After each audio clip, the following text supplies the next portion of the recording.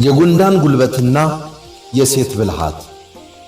በድሮ ዘመን አንድ አባቱን ሲያገለግል የነበረ ካሳ የሚባል ወጣት እንዲህ ሲል ለአባቱ ይጠይቃል።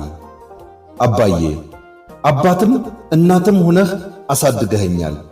እኔም እስካሁን እያገለገልኩህና እየጦርኩ ቆይቻለሁ። ስለሆነም መርቀኝና የራሴን ሕይወት ልጀምር ነው ይለዋል። አባትም ልጄ፣ እንዳንተ አይነት ልጅ ፈጣሪ ስለሰጠኝ ሁሌም እያመሰገንኩ ኖሬያለሁ። እናም ለአዲሱ ሕይወትህ የጉንዳን ጉልበትና የሴት ልጅ ብልሃት ይስጥህ ብለው ይመርቁታል። ካሳም ብዙ ምርቃት እመረቃለሁ ብሎ ነበርና እንዴት ካልጠፋ ምርቃት እንደዚህ ይሰድቡኛል አባቴ በማለት ድጋሚ አባቱን ዞር ብሎ ሳይመለከት ከትውልድ ቦታው ብዙ ቀን ተጉዞ ይሰደዳል። እናም አንድ ቀን መንገድ ላይ አንድ ሽማግሌ ያገኛል።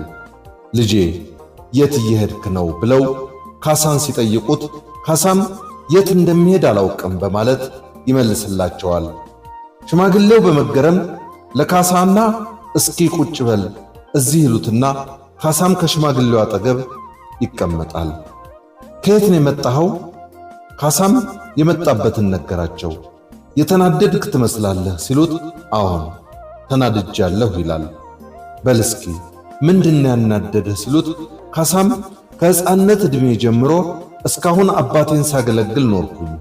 እናም አባቴ መርቁኝና አዲስ ሕይወት አዲስ ጎጆ ልጀምር ነው ስላቸው የጉንዳን ጉልበት የሴት ልጅ ጉልበት ይስጥህ ብለው ረገሙኝ ብሎ ለሽማግሌው ይነግራቸዋል። ሽማግሌውም ልጄ አባትህ አዋቂና ብልህ ሰው ናቸው ይሉትና ና ብለው ወደ አንድ ትልቅ ድንጋይ ይቀርባሉ። ሽማግሌው እስኪህን ድንጋይ ገልበት ብለው ይነግሩታል።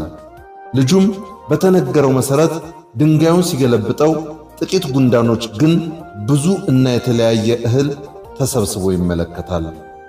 ሽማግሌው ልጄ አየህ አይደል የጉንዳኖች ጉልበት፣ ጉንዳኖቹ ትንሽ ናቸው፣ ግን ሌትና ቀን ከተለያየ ቦታ ስለሰበሰቡ ነው ይህንን ያጠራቀሙት።